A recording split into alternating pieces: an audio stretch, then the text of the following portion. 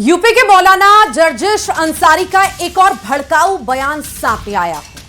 मौलाना की फसादी जुबान फिर से इस बार जहर उगलती नजर आई और मौलाना जर्जिश अंसारी एक बार फिर से विवादित बयान देकर सुर्खियां बटोर रहे हैं।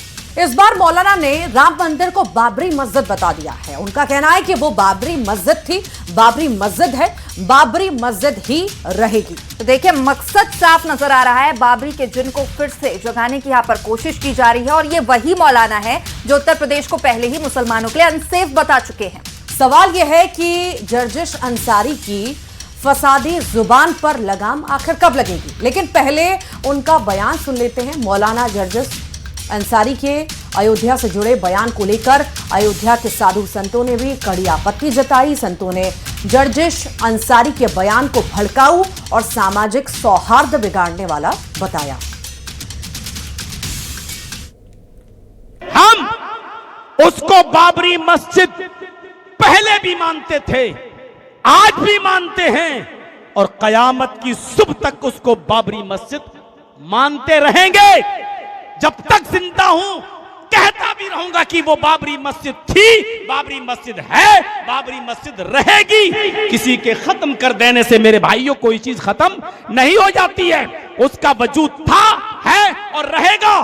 तुमने तो उसको कब्जा कर लिया है, ले लिया है, छीन लिया है। कोई चीज अगर हमसे छीन लो तो क्या वो तुम्हारी हो जाएगी? हम उसको बाबरी मस्जिद पहले भी मानते थे, आज भी मानते हैं और कयामत की सुबह तक उसको बाबरी मस्जिद मानते रहेंगे।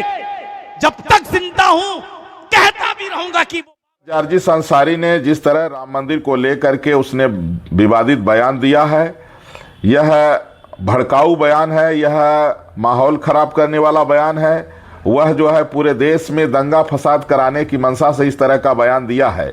इसलिए मैं सरकार से मांग कर रहा हूं कि उसके ऊपर एनएसए लगा करके उसको जो है फांसी की सजा दिया जाए।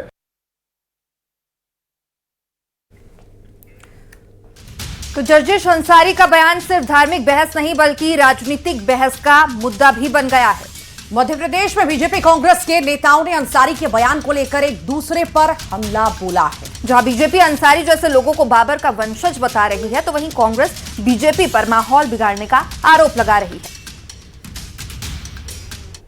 जर्जिश अंसारी जैसे जिहादी उत्तर प्रदेश में रह के वहां का दाना पानी आबो हवा से अपना उधर पोषण करने का काम कर रहे हैं। और वो राम मंदिर को माने ना माने, उनके मानने नहीं मानने से क्या होता है।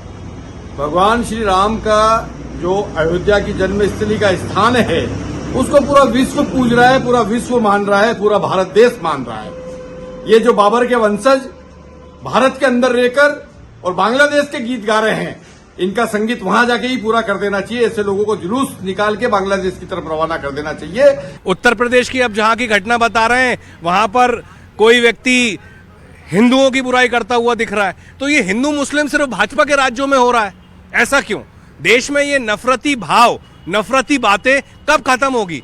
देश का बच्चा बच्चा ये जानना चाहता है। लेकिन देश की जो सरकार है, भारतीय जनता पार्टी की सरकार है, वो लगातार नफरत फैलाने का काम कर रही है कि देश में कैसे भी नफरत फैलता रहे।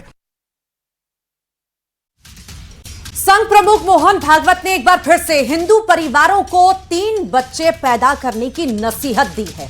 एक कार्यक्रम में मोहन भागवत ने कहा कि हर लड़का लड़की को 19 से 25 साल की उम्र में शादी कर लेनी चाहिए और फिर 3 बच्चे पैदा करने चाहिए। 3 भाई बहन होने से अहंकार नहीं होता। उधर भागवत के बयान पर ओवैसी ने पलटवार भी किया है। ओवैसी का कहना है कि आने वाले वक्त में इतनी महंगाई होगी कि 3 बच्चे को पालना हर किसी के लिए संभव नहीं हो पाएगा और जनसंख्या कंट्रोल की जगह जनसंख्या बढ़ाने पर फोकस किया जा रहा है।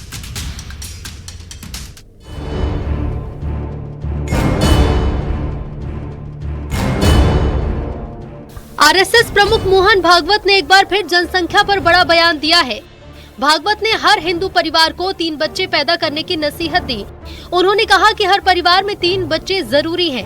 हर लड़का लड़की को 19 से 25 साल की उम्र में शादी कर लेनी चाहिए और फिर 3 बच्चे करने चाहिए। 3 भाई बहन होने से अहंकार नहीं होता।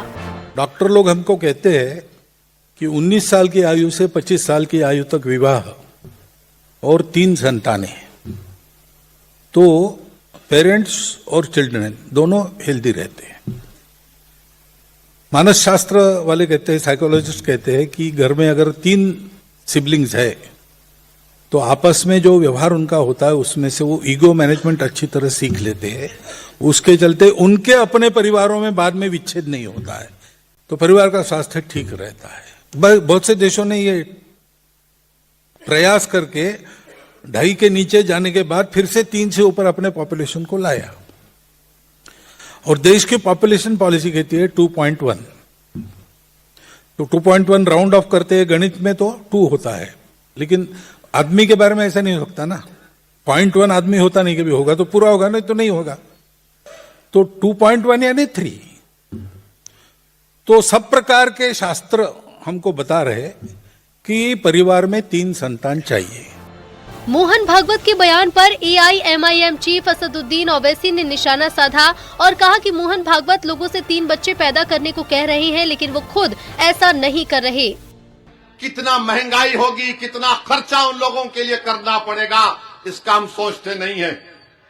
बजाय उसके क्या बोलते, मुसलमान इतनी आबादी बढ़ रही, मुसलमान बच्चे पैदा कर रहे। जालिमों, 2021 तक मुसलमानों की आबादी स्टेबलाइज हो जाएगी।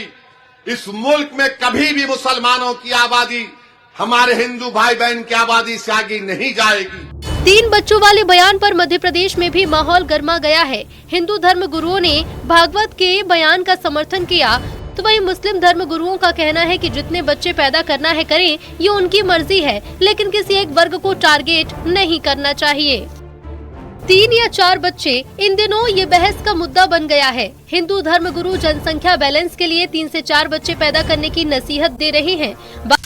डिंडौरी में विधायक ओम प्रकाश ध्रुवे का भारी विरोध देखने को मिल रहा है। बताया जा रहा है कि विधायक जी को लेकर गांव में एक कार्यक्रम में उन्हें पहुंचना था, लेकिन माननीय 1-2 घंटे नहीं बल्कि 8 घंटे देरी से यहाँ पर पहुंचे, जिसको लेकर गांव के लोगों में भारी आक्रोश दिखा। ग्रामीणों ने विधायक को जर्जर सड़क से ले जाने की कोशिश भी की।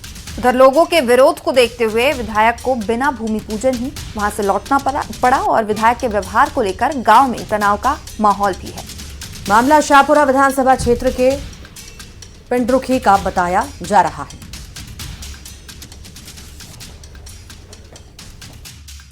नहीं, अभी देख लो, अभी देख लो, अभी देख लो।